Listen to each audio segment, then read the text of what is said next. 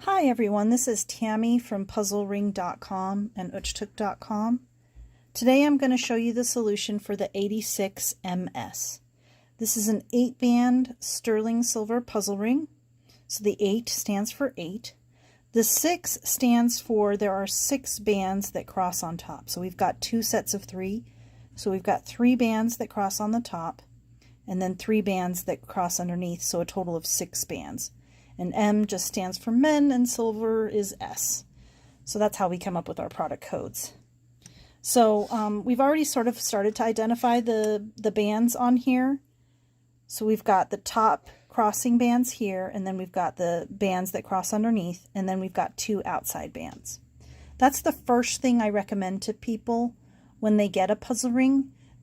You're tempted to take it apart completely, but the best thing to do is inspect your ring and see how the bands fit together, because honestly, all puzzle rings follow the same solution. There just might be some small intricacies. So for this particular ring, the trick will be matching up these sets of 3 bands. Okay, so I'm going to go ahead and take this apart. And again, I'm not just going to let it fall completely apart. I'm going to take it apart band by band. So I start with this outside band. And I know it's the outside band, the farthest most outside band, because it sits on top of this band. So I'm going to take that out. And then I can take out this other band. And doing it like this, it also helps me to see how they solve. And then I've got the 2 sets of 3s. Okay? But let's say you just had it all jumbled up, and that's how you had it. The way you start is by grabbing your outside bands. They're pretty obvious because they have sort of this pronounced angle to them, and there should be another one. And I'm going to set it in that position. This is what I call the diamond position. So it just creates a nice diamond shape. I'm going to let that fall to one side. I'm not going to separate them and have them fall to opposite sides. I'm going to let them fall to one side. And then I'm going to look at these bands.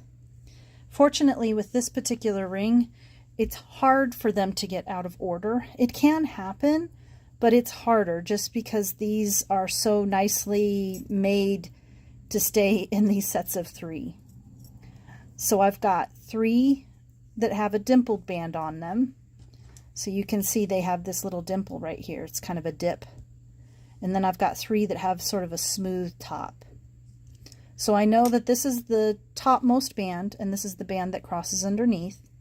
And when I solve my puzzle rings, I always put the dimpled band on my right side because I am right-handed. I'll try to do this so you can see what I'm doing, but I typically solve them upside down. It's not great for videos because you can't see what I'm doing. So I'm going to try and turn it a little bit so that they're face up. So I have the dimpled band in my right hand. I'm going to turn them clockwise, and I'm going to rest them inside of the 3 top bands. So you can see it's not resting very nicely. They're not, usually they'll just sit in place, but that didn't happen.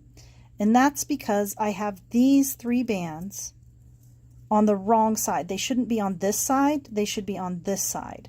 So that's really easy to fix. All I have to do is bring it around the loop, and now they're on the correct side. Unfortunately, this is just trial and error. I always find that I have to do this multiple times to figure out which side it's going to go on.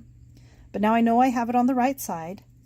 I'm going to grab these 3 bands in my right hand, and I'm going to turn them clockwise, and that little dimple part is going to rest right into those top 3 bands.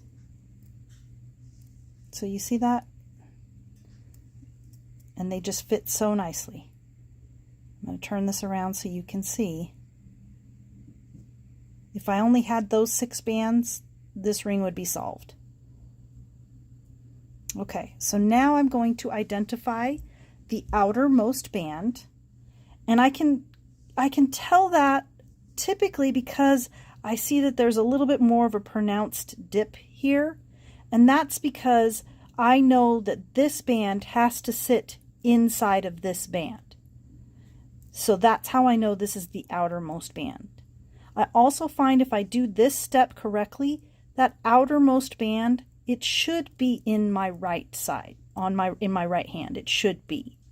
So what's going to happen is this band, I've got to turn it so it fits right into what I call this the figure 8.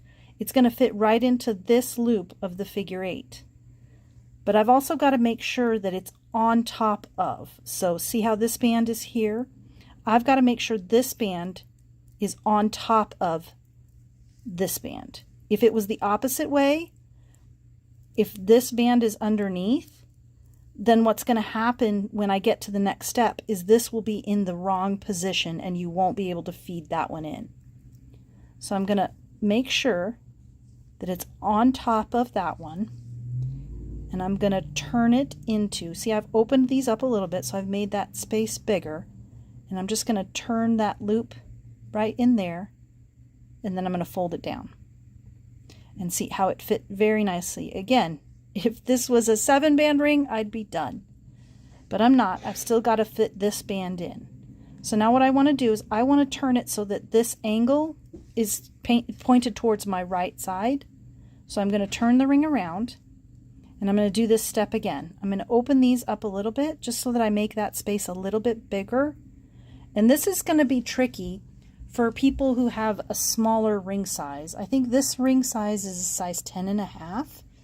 This ring in a size 8 is going to be hard to solve because these spaces are going to be really tight.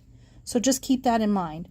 But what you do is if you can figure out how to get these to be really loose, you're going to make this space big enough for this band to fit into. So again, I'm making that space loose, and I'm just turning the ring in there, and then I'm going to fold it down. And there you have the 86 MS. And I'm Tammy, and this is puzzlering.com and uchtuk.com. I hope this has been helpful. Leave me comments if you found it helpful. I know I talk fast. I get that comment a lot, so I apologize. I did try to slow it down. But I hope everyone has a good day, and I hope you enjoyed this video.